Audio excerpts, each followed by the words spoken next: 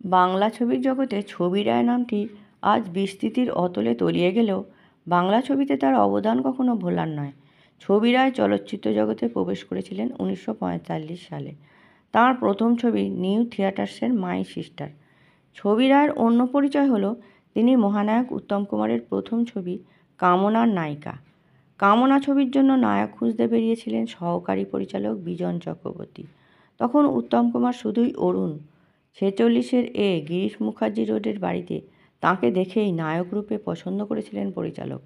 অভিজ্ঞতার দিক থেকে ছবি রায় ছিলেন সিনিয়র, তাই প্রথম থেকেই উত্তম কুমার তাকে ছবিদি বলে সম্বোধন করতেন। প্রথম দিনের একটা দৃশ্য ছিল যেখানে উত্তম কুমার ছবি রায়ের কাঁধে হাত রেখে সংলাপ বলবেন, কিন্তু উত্তম কুমার একটু নার্ভাস হয়ে পড়েছিলেন। পরে ছবি রায় তাকে সাহস দিয়ে বলেছিলেন, এত ভয় পাচ্ছ কেন? আমি তোমার স্ত্রী, তুমি আমার স্বামী। এরপর উত্তম কুমার অভিনয়ে স্বাচ্ছন্দ্য আনতে পেরেছিলেন। এই সময় একটি দুঃখজনক ঘটনা ঘটেছিল উত্তম কুমারের সঙ্গে। বহুদিনের পরিচিত প্রদীপ কুমার উত্তম কুমারকে না চেনার ভান করেছিলেন, যা উত্তম কুমারকে খুবই দুঃখ দিয়েছিল। তাতে ছবি রায় বলেছিলেন, এই লাইনে এটাই দস্তুর, একটু নাম হলেই সবাই বদলে যায়। তুমি একদিন প্রদীপ কুমারের থেকে ওপরে যাবে, তখন আমাকে চিনতেই পারবে না।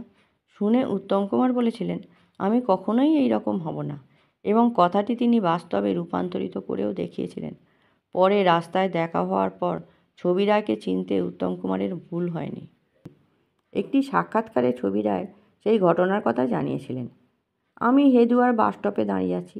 ডান দিকে তাকিয়ে দেখি একটি প্রাইভেট বাস গদাই লস্করি চালে হেলতে দুলতে আসছে। আর একটা প্রাইভেট গাড়ি বাসটাকে ওভারটেক করে আমার সামনে এসে দাঁড়ালো। আমি গাড়িটা ক্রস করে বাসে উঠব বলে পেছনের দিকে যেতে যাব, এমন সময়, আরে ছবিদি তুমি? আমি তাকিয়ে দেখি গাড়ির কাঁচ নামিয়ে উত্তম কুমার হাসছে। বলল, তাড়াতাড়ি গাড়িতে উঠে এসো। গাড়িতে ওঠার সঙ্গে সঙ্গে শুরু হলো, ছবিদি তুমি কোথায় যাবে? তোমার সংসারের খবর কি? তুমি কেমন আছো? এই জাতীয় আটপৌরে ঘরোয়া কথা। উত্তর পাওয়ার পর আমাকে বলল, চলো না ছবিদি, আমরা অনেকটা সময় কলকাতার রাস্তায় গাড়ি নিয়ে ঘুরি। আমি বললাম, পাগল, জনগণ যদি বুঝতে পারে এই গাড়িতে তুমি আছো, তাহলে আমাদের কি দশা হবে বুঝতে পারছো? কী আর হবে, কালকের খবরের কাগজে হেডলাইন হবে, মহানগরের রাজপথে নায়কের গাড়িতে জনৈকা মহিলা, বলেই সেই ভুবন মোহিনী হাসি। গর্বে আমার বুক ভরে গেল। হিরোর প্রথম ছবির হিরোইন ছিলাম বলে মনে পড়ে গেল সেই দিনের কথা।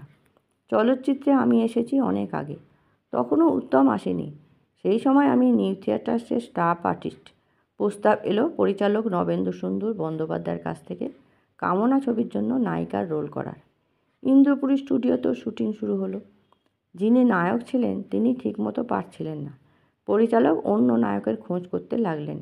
তিনিই নিয়ে এলেন একটি ছেলেকে, দেখতে চমৎকার। টেস্ট করা হলো। অভিনয় ক্ষমতা থেকে ছেলেটি সম্পর্কে সকলেই সন্তুষ্ট। তার ব্যবহার সকলকে মাতিয়ে রাখে। কিন্তু তাহলে কি হবে? নতুনদের ক্ষেত্রে যা হয়, নতুন নায়ক যেন ভয় ভয় থাকে। শুটিং চলতে থাকে। একদিন ছিল স্বামী স্ত্রীর শোবার ঘরের সিন। ঘরে একটা খাট, মেকআপ নিয়ে শিল্পীরা তৈরি, আমিও তৈরি। তখন সেটে লাইট করা হচ্ছে। হিরো দেখি খাটের ওপর বসে, খুব বিমর্ষ। কাছে গিয়ে বসলাম, কেমন আছো? মন খারাপ মনে হচ্ছে? ও উত্তর দিতে চায় না। ধরে বললাম, আরে কি হয়েছে? মনে হচ্ছে কোনো সেন্টিমেন্টাল ব্যাপার। তবুও বলতে চায় না। কিন্তু না বলবে ছাড়ছে কে? শেষ পর্যন্ত বলল। কামনা ছবির যখন শুটিং চলছিল তখন ইন্দ্রপুরীতে পাশের সেটেও দেবী চৌধুরানী ছবির শুটিং চলছিল। নায়ক নায়িকা প্রদীপ কুমার, সুমিত্রা দেবী। যেহেতু অরুণ তখন নতুন, তাই কৌতূহলবশত অনেক আগেই স্টুডিওতে চলে আসতো। তখনও কামনা ছবির ইউনিটের কেউ আসেনি। অন্য ছবির কলাকুশলীরা সেটে আসা যাওয়া করছেন। দাঁড়িয়ে অরুণ তখন দেখছে তাদের। তখনকার দিনের সেই দুই নামকরা শিল্পী সেটে ঢুকছেন মেকআপ নিয়ে। অরুণের তখন চোখে পড়েছে চেনা একজনকে, তার অতি পরিচিত, কিন্তু সিনেমায় তখন সেই শিল্পীর খুব নামডাক। একসময় অরুণ তার শীতলদার অর্থাৎ প্রদীপ কুমারের সঙ্গে দু একটা অ্যামেচার থিয়েটারে অভিনয় করেছে। সেই পরিচয় সূত্রেই ভদ্রতা করে জিজ্ঞেস করেছিল, শীতলদা কেমন আছেন? ওই নামকরা শিল্পীর তখন বিরক্তির ভঙ্গি। আমায় চিনতে পারছেন না? আমি অরুণ। ও নামে কাউকে আমি চিনি না, জানি না। এক ঝলক বিরক্তি নিয়ে সেই নামকরা শিল্পী সেটের মধ্যে ঢুকে গেলেন। অরুণ তখন থেকে মর্মাহত। আর তারই ফলশ্রুতি কামনার সেটে তার এমন বিষণ্ণতা। আমি অরুণকে সান্ত্বনা দিয়ে বলি, তোমারই ভুল হয়েছে ভাই। আরে বাবা, উনি যে এখন টালিগঞ্জের 1 নম্বর শিল্পী, অনেক ওপরে উঠেছে, আরও উঠবে। তোমাকে এখন চেনা শক্ত বই কি। যেমন আজ তুমি ছবিতে শিক্ষানবিশ, 2 দিন বাদে যখন তোমার নাম হবে, যশ হবে, তখন কি তুমি তোমার এই ছবিটিকে চিনতে পারবে?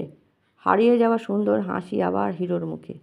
স্বচ্ছন্দ ভঙ্গিতে জোরের সঙ্গে বলে, দেখো ছবিটি, দেখো, আমি কোনোদিন কাউকে ভুলব না।